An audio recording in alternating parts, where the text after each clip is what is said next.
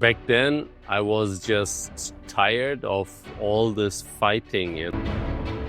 I get divorced, and then my dad died, and everything came at the same time somehow. And then I just said, okay, I don't want this anymore. I had almost 2,000 employees, direct and indirect. And then finally, when I did it, I moved to Bali, and I thought like, okay, I want to start over. That was too much, and then I felt like in a prison. If I don't enjoy something, then I just stop. The hardest thing is you are in the void. You will feel so lost, but you have to keep going. Today with me is Tarkan Salar from Can't Stop Me Consulting. And Tarkan and we're going to talk about something that is a topic that I am personally also exploring, and that is, what do you do when you don't want to do it anymore and you just stop? Tarkan, was it a midlife crisis? Was it a decision? What was it? Because you took it all and you flushed it down the toilet. What happened? Back then, I was just tired of all this fighting, like when you build a company, all this political bullshit. I was just tired, all this discussion, and then I get divorced, and then my dad died, and everything came at the same time somehow. And then I just said, okay, I don't want this anymore. But it were things already coming, like I wanted to close Germany and move completely to my Hong Kong. Also, I had an office in Hong Kong, a factory in China, wanted to move completely there.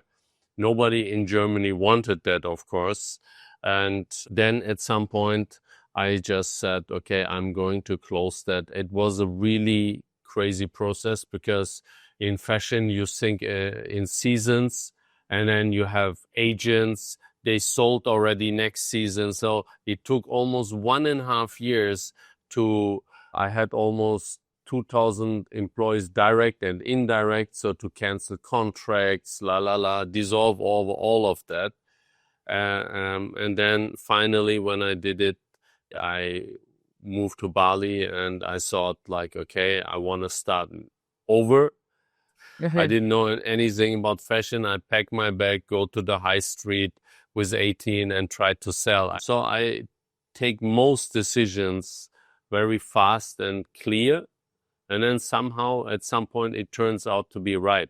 You are in fashion. You are manufacturing in China. You have contracts all over the world. You're running a multimillion-dollar company. It's a family business. What brought you to this point of saying, I'm in prison? What am I doing this for? Why am I doing this? And Yes. or was it that you had no joy, or was it like everything all at once? It was like everything at once. Like I had still my joy, but it seems the people around me, all of the sudden they had only their own life in focus, and the company was not in focus anymore. And all these things we did together was also evaporating. And also the whole industry changed. And now when the e-commerce thing hit, it changed everything. So customers like H&M or CNA, like very solid customers become unpredictable. Because in fashion, you always can find a problem on any garment, right? Industry going a different way was not the joy anymore, because I did it for so long. I saw all the great times. Most of the time we had fun, right? And then that plus the environment, plus probably my family situation. So I said that was too much. And then I felt like in a prison, and that's not what I wanted to do anymore. How did you find the courage to say, screw this all, I'm going to shut it down? Because so many people depend on it. Your family is depending on it. I have no idea. I just said, I don't know even if it was right or wrong, right? So because I lost also millions in that process. I couldn't do this anymore. And I lose the energy, the joy for something, then I can't do it. Like There is very different entrepreneurs. Everyone wants to follow like Alex Hormozi or Gary Vee or Stephen Bartlett. So that's why for me, if I don't enjoy something, then I just stop. Screw that shit. So I'm out. Right. How did you manage the fallout? There has to have been a fallout. Like, people probably were really angry with you. Probably a lot of relationships took a lot of hits. All of them. Right. So for everyone, I was the bad guy. But the funny thing is, I didn't just fire them or something. Moving on with their lives regardless, yes. And in the end, nobody is grateful for whatever you did, right? That was the hardest thing when I go back to Germany, to face the closest people that turn. I mean, I just saw that in film, movies. I said, that's bullshit. Everyone keeps saying, if you don't have any benefit for people anymore, they will turn their back on. That's kind of what happens, right? If you're not on a playing field, people start treating you different. And that's a hard thing. Most of them were like you thought they're just were also some kind of friends. And that was from my young childhood traumas. I always chased friendship in the company. I always wanted to connect to people, right? And that was really... Where's your spiritual transformation now beginning? Because you're clearly searching for something. Did you know you were searching for something? And how did this first breadcrumb show up for you? No, I didn't know. And when I go to Bali, I was just wanted to get away, start over, right? I didn't plan actually like too much into the future. And then 3 months later, I opened a restaurant, and then more, and then buy some villas, and then did some hospitality business, right? And then what happened is when the spiritual part came 1 week before the pandemic with the book from Robin Sharma, 5 a.m. Club. I don't know why, but somehow the first audiobooks came out. And I'm a bad reader. I never read the book until that point. I'd fall to sleep every time I read. By now, I finished over 350 books, but audiobooks. So that I remember that was one of the first audiobooks. And then I find 5 a.m. Club. I'm like, okay, I want to listen to that. And that completely changed everything. All of the sudden, I could not shake this idea, what he's always saying, do only excellence and focus on one masterpiece. And then I don't know why, but I could not stop thinking, I need to impact 500 million people. I need to impact 500 million people. I could not get rid of that thought anymore, right? So that was my first spiritual crumble. And from that point until throughout the pandemic, until today, I never stopped the self-development part, which is every day learning minimum 1 to 2 hours, something I don't know. And then training, meditating, and working. So that's every day is that a part. I'm now probably over 12,000 hours in.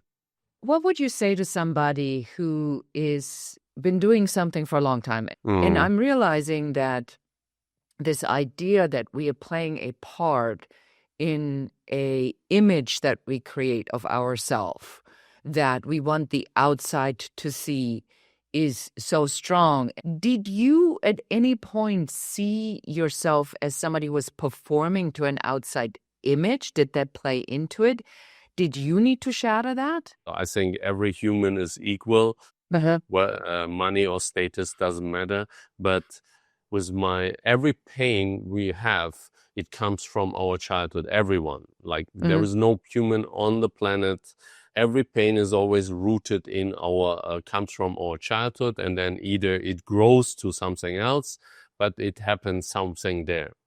So the only way you can find out what you want from here on is And this is sometimes painful, but I think you are already far enough that you can handle that not easily, but can handle that, is you have to consistently find meditations and forgive your mom, your dad, and everyone and even you are not sure there is something to forgive, you have to do that, right?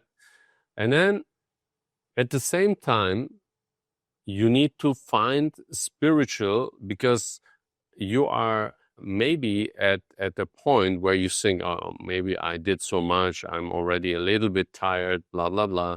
But you need to find the second wind, the spark, right? And if it's not money, usually it's not at this point, right?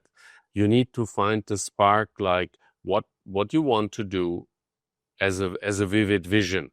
And usually it starts really with scribbling down ideas with no limitations. So that's why the 5 a.m. is 20-minute spiritual work, 20-minute learn something new, and 20-minute training. Like you have to sweat to get your system going, right? And this triggers then where you want to go. This pulls you in some direction. People say, yeah, I want to do this. But people usually in this stage, they're looking for something, but it's not clear. And it's sometimes super scary, like you are in the void. I felt like I'm in a nothing I know was as I know it. No, I don't get confirmation. I don't get rejection. I'm in a bubble. It was really scary, but it was also the best thing happened to me. So what I can say is anybody out there, they're scared of AI and all the shit is going on. Stop that shit. So there is no what if. There is only focus, presence, and then you grow from there. I'm sure if you sit down with an AI developer, you will come up with something 100 times better than the young guys where they just ask prompts, what they should do, what is trending, la, la, la, la, la, la, and then they come up with something. You have a crazy amount of experience, and this is lived experience. If you channel this in a product or service, then this is 100 times more valuable. I see so many people in this when the life splits. I know people with a lot of money, they handle this in a complete different way. Either they go super spiritual, or they take more drugs or drinks, or And they chase go the next thing, yeah. Yeah. So it's very hard. Listen, I want to ask you something. You had mentioned Sufism, and that, Sufism plays a rather significant part in your life. Do you want to tell us a little bit about that? Sufism is the spiritual part of Islam, right? And before my son came to live with me, it was 4 months ago, 5 months ago. You have no purpose. To be honest, the moment when my son I meet him at the airport, I understand that my purpose was gone too.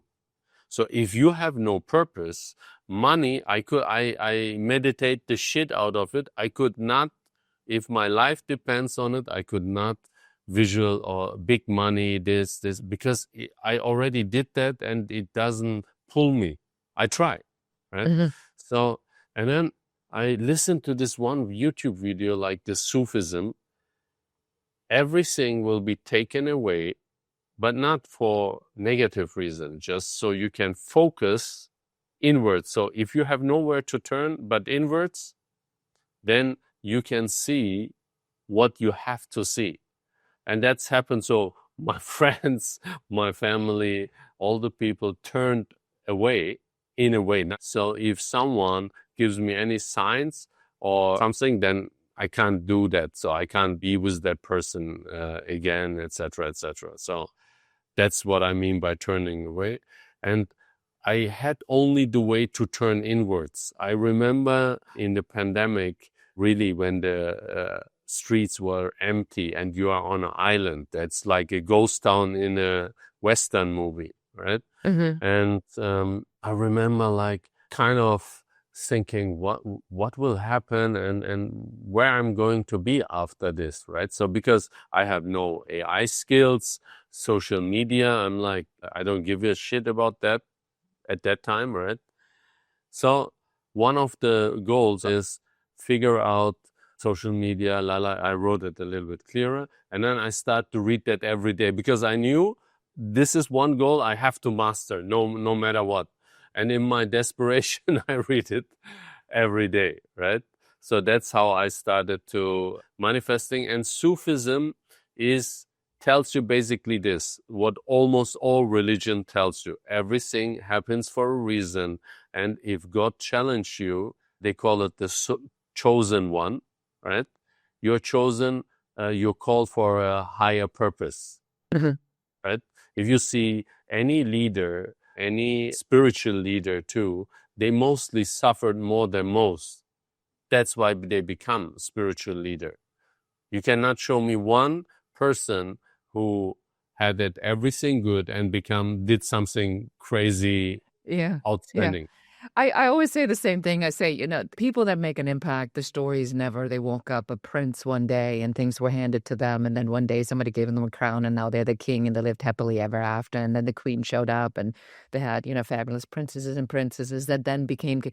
That's a really boring story. The story is always there was a dragon, there was a Yeah. challenge, they were thrown out of the kingdom. They had to find the girl that was hidden behind the roses and kiss her.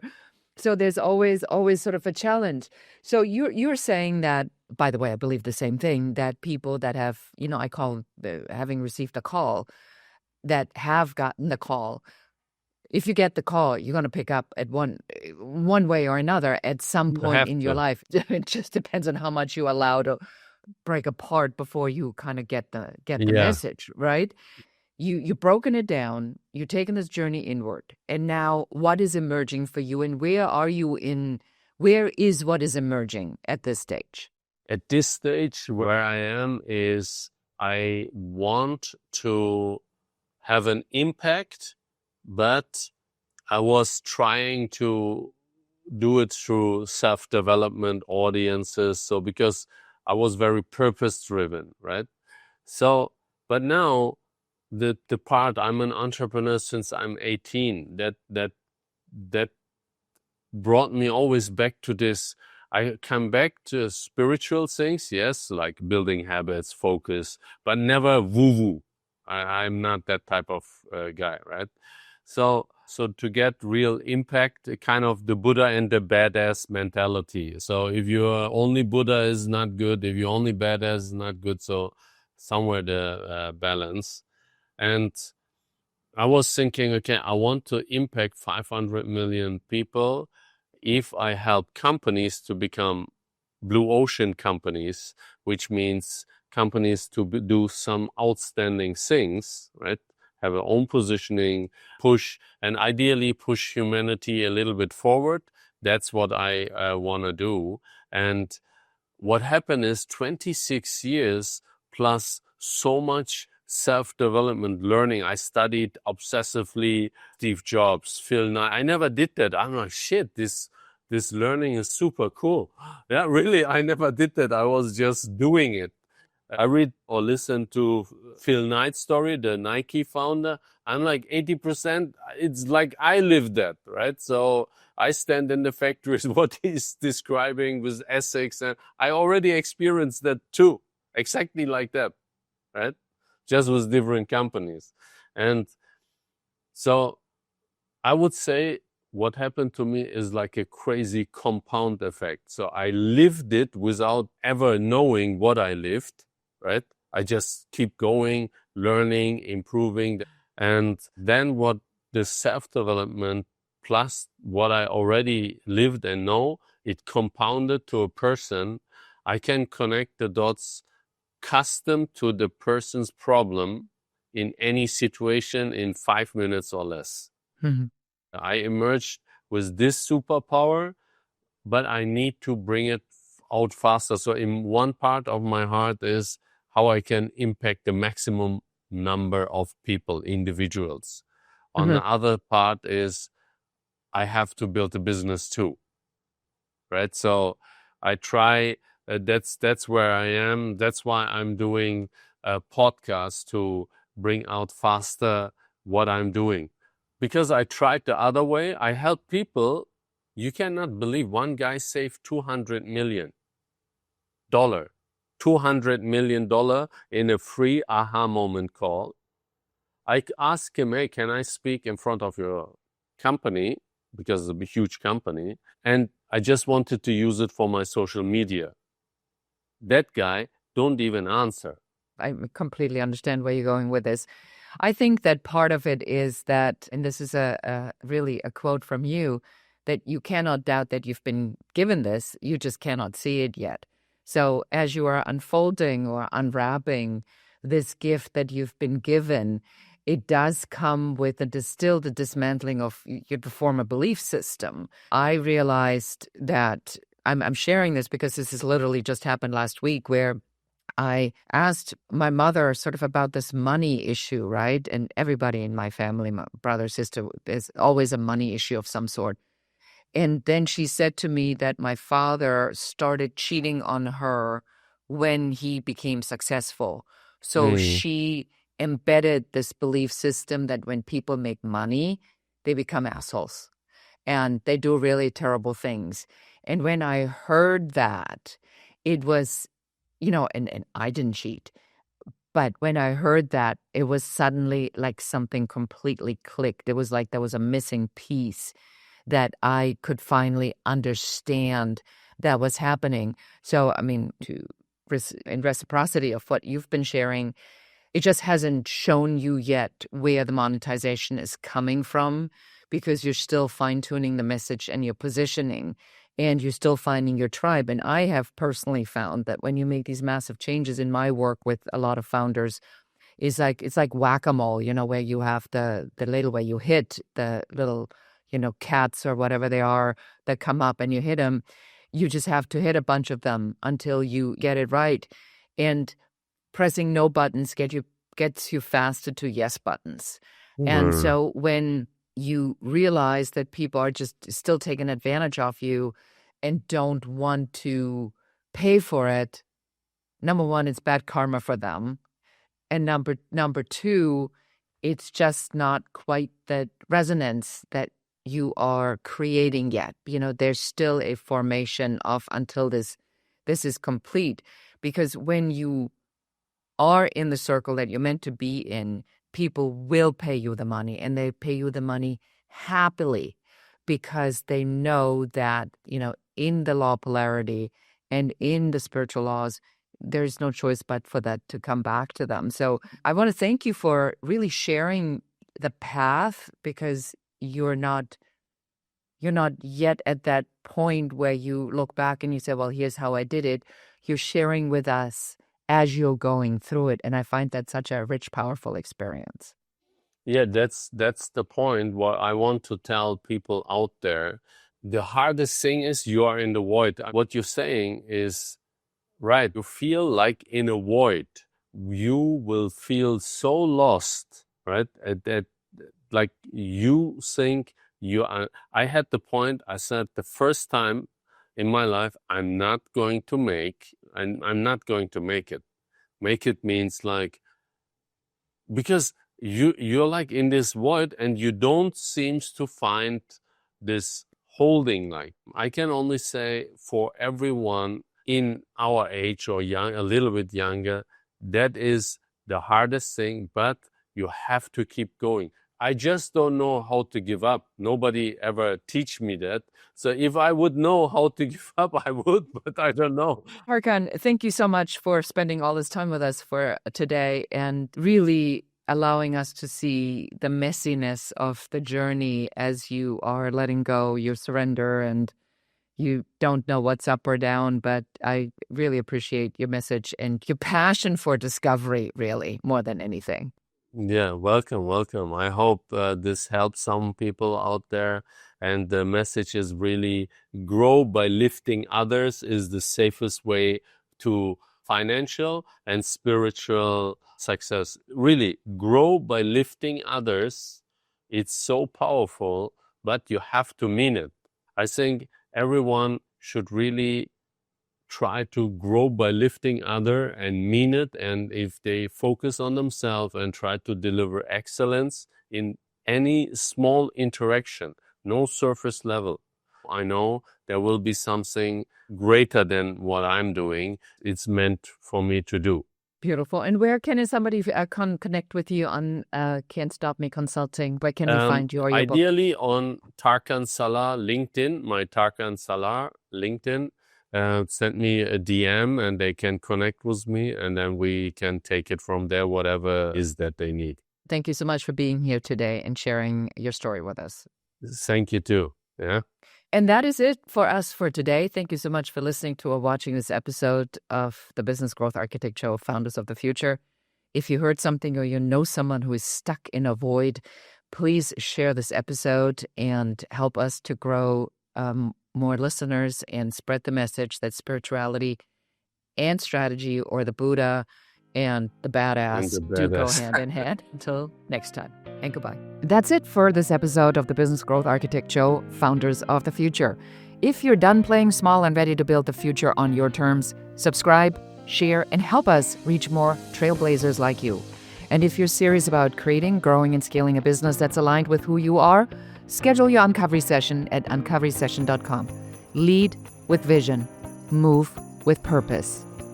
Create your future.